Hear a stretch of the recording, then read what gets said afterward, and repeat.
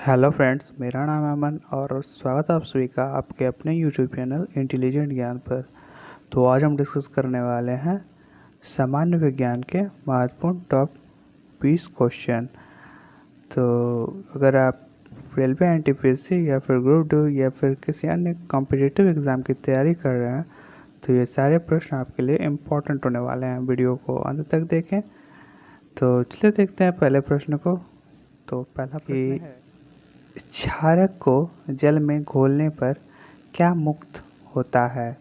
तो क्षारक को जल में घोलने पर जो है वह OH माइनस आयन मुक्त होता है। ठीक है, नेक्स्ट देखते हैं। अगला प्रश्न है कि किलोवाट घंटा किसकी इकाई है? तो किलोवाट घंटा जो है वह विद्युत ऊर्जा की इकाई है। इसका राइट आंसर हो जाएगा बी। नेक्स्ट है कि पित्त निम्न में से किसके द्वारा पैदा किया जाता है? तो पित्त जो है वह निम्न में से यकृत के द्वारा पैदा किया जाता है। नेक्स्ट देख लेते हैं। नेक्स्ट है कि नमक के घोल में सिल्वर नाइट्रेट का घोल डालने पर दही जैसे पदार्थ उत्पन्न होता है। यह कौन सी अभिक्रिया है? तो इसका राइट आंसर हो जाएगा ऑप्शन नंबर बी, उदासीनीकरण। नेक्स्ट देख लेते हैं। नेक्स्ट है कि ओम का नियम क्या परिभाषित करता है? तो ओम का नियम जो है वह धारा और वोल्टता ये दोनों परिभाषित करता है। नेक्स्ट है कि यदि किसी तार की त्रिज्या आधी कर दी जाए तो उसका प्रतिरोध जो है वह 16 गुना हो जाएगा। इसका राइट आंसर हो जाएगा ऑप्शन नंबर सी, 16 गुना। नेक्स्ट देख लेते हैं। अगला प्रश्न है कि वह कौन सी शिरा है जिसमें शुद्ध रुधिर बहता है? तो वह कौन सा शिरा है जिसमें शुद्ध रुधिर बहता है? तो इसका राइट आंसर हो जाएगा ऑप्शन नंबर ए, पल्मोनरी। ठीक है, पल्मोनरी ये राइट आंसर हो जाएगा। नेक्स्ट देख लेते हैं। अगला प्रश्न है कि किसी अम्ल में मुख्य रूप से एक परमाणु अवश्य मौजूद रहता है जो धातु से अभिक्रिया कर एक गैस उत्पन्न करता है। तो वह गैस कौन सा है? तो इसका राइट आंसर हो जाएगा ऑप्शन नंबर ए, हाइड्रोजन। ठीक है, नेक्स्ट देख लेते हैं। अगला प्रश्न है कि किसी चालक के सिरों के बीच विभवांतर उसमें बहने वाली धारा के समानुपाती होता है। तो यह नियम इनमें से कौन है? तो इसका राइट आंसर हो जाएगा ऑप्शन नंबर ए, कूलम का नियम। ठीक है, नेक्स्ट देख लेते हैं। नेक्स्ट है कि जल में घुलनशील भस्म क्या कहलाते हैं? तो जल में घुलनशील भस्म जो है वह क्षार कहलाते हैं। राइट आंसर हो जाएगा बी। नेक्स्ट है कि कोको में कौन सा एल्कलॉइड होता है?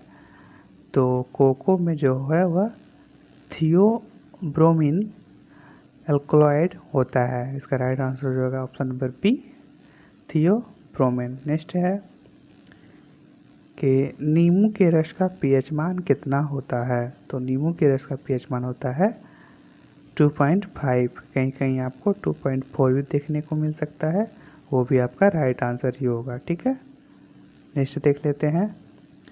नेक्स्ट है कि किसी परिपथ में एक बिंदु पर मिलने वाली धाराओं का बीज योग होता है।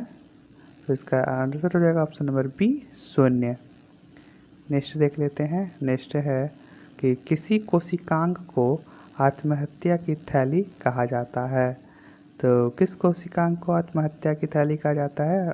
तो इसका राइट आंसर हो जाएगा ऑप्शन नंबर बी, लाइसोसोम को। नेक्स्ट देख लेते हैं। नेक्स्ट है कि मरकरी सल्फाइड का सामान्य नाम क्या है? तो इसका राइट आंसर हो जाएगा ऑप्शन नंबर डी, वर्मिलियन। तो वर्मिलियन जो है वह मरकरी सल्फाइड का सामान्य नाम है। नेक्स्ट है कि वस्तुओं का आवेशन किसके स्थानांतरण के फलस्वरूप होता है? तो वस्तुओं का आवेशन जो है वह न्यूट्रॉन के स्थानांतरण के फलस्वरूप होता है। इसका राइट आंसर हो जाएगा option number D, neutron. Next देख लेते हैं। अगला प्रश्न है, निम्नलिखित में से किसे पर्ल एस यानी मुक्त भस्म कहा जाता है? इसका राइट आंसर हो जाएगा ऑप्शन नंबर सी, K2CO3 को। ठीक है, वो पर्ल एस कहा जाता है। नेक्स्ट देख लेते हैं। अगला प्रश्न है कि निम्नलिखित में से कौन सा कथन कपूर और अमोनियम क्लोराइड के बारे में सही है?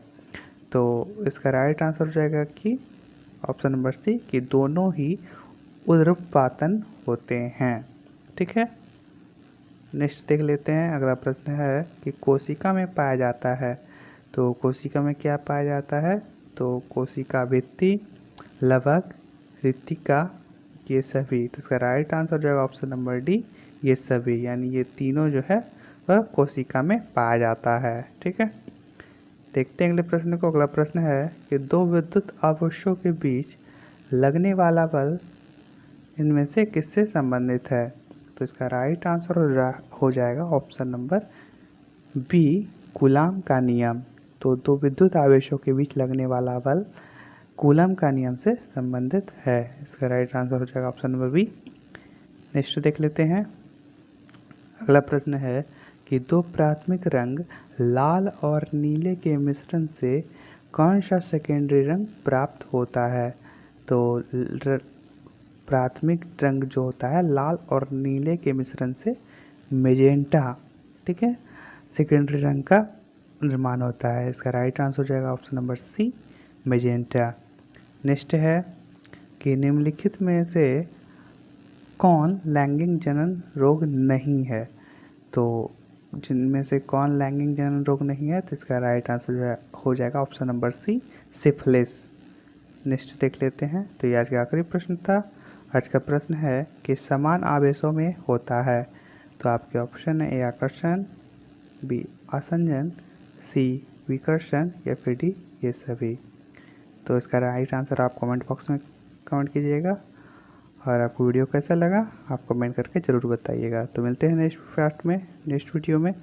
Thank you so much.